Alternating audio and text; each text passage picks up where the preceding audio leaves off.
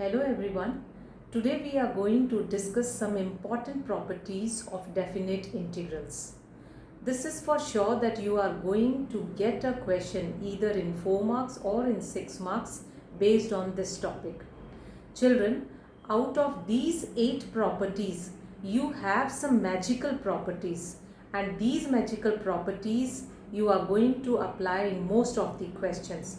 And yes, the question which is appearing in the boards is taken from those magical properties. So let's discuss one by one the important properties of definite integrals. So first property we have, if we have integral from a to b and the function is defined as fx dx, then if you change this function in some other variable and if it doesn't change any value, then your limits can be put as it is. If you are changing your given function in some other variable, if it is coming out to be same, then you can keep the upper limit and the lower limit as it is. For second property we have, if your function is given from a to b and if you are changing the upper limit and lower limit, that means if you are interchanging the position, that means from b to a, and if it is like function, then you can always put minus sign over here. Third property says that you can bifurcate your upper and lower limit. If your function is given from a to b fx dx, then you can always bifurcate these upper limit and lower limit by writing it as, let's suppose I am introducing one more limit, that means from a to c fx dx plus, now from wherever you have ended you have to start from there, from a to c and again integration from c to b fx dx. So this is decomposition of the functions into two. This is an important property which is basically used in the questions of mod.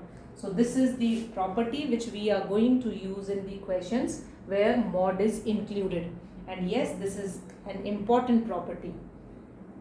Fourth property, children, you have, if you have your integration from 0 to say b fx dx, then you can write it as, the limit is from a to b, then you can write it as a to b f, in place of x you can replace it with a plus b minus x dx. Children, this is again an important property, or you can say this is the magical property which you are going to use in most of the questions of definite integrals. So here what I have done, I have replaced the value of x with a plus b, that means sum of the upper and the lower limit and minus x. If particular case, if we take like in place of a, if I take 0 to b, then I can write it as, then this becomes, this is a particular case of this property, then it becomes, say in place of a I have written 0, so I will be just left with b minus x, that means f x, in place of x you will be replacing with b minus x. If it is 0 to a, then you will be writing it as a minus x. So number 4 is your magical property which you have to remember. This is your magical property. Now I have specified that property 3 will be used in the cases when your question is given in mod form. Question number 4 is your magical property and it is used in most of the questions. So you remember this property by heart. Moving on to the next property we have, if it is given like this, that means from 0 to 2a, if your limits are from 0 to 2a fx dx, then you can bifurcate into two functions as 0 to a. Remember, it is 0 to 2a, but I am writing 0 to a fx dx plus again 0 to a, but in place of x you will be writing here 2a minus x. So you will be writing it as 2a minus x dx. So this is again an important property. Let's see the next property. Now next property is the advanced version of your fifth property only, and I can write it as, if it is given to you as 0 to 2a fx dx, then children, if you get f2a minus x, if you get it as f2a minus x, if comes out to be equal to fx, then you can write in place of this as 0 to a fx, then it will become twice of 0 to a fx dx. So it will be twice of 0 to a fx dx. So this is the, I can say, advanced version of property 5 only. If you have value of f2a minus x equal to fx, then it becomes twice of 0 to a fx dx. And if this twice of a minus x, that means if you are replacing the value of x by 2a minus x, and if it is coming out to be minus fx, then this value becomes 0. So this is your sixth property. Let's see the next property.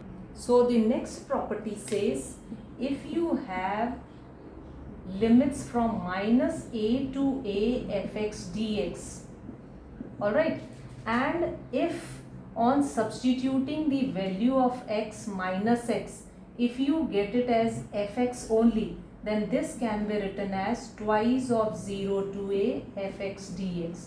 So this is the property which you are going to use in trigonometric type of questions. That means if your trigonometric ratio is given in power form, like sine raised to power 7x or cos raised to power 6x, so this is the case of even. That means if your trigonometric ratio has even power, then you can write it as, here minus a to a fx dx, and if you are replacing your x with minus x and still you are getting fx, then you can write it like this. One more property, children, we have, if it is odd, that means if you are replacing x with minus x and then you are getting it as minus fx, then this becomes equal to 0. So this is the case when you are having even power of the trigonometric ratio, and this becomes equal to 0 if you get f minus x equal to minus of fx. So this is the property which we are going to use in trigonometric questions, trigonometric type of question. So just have a look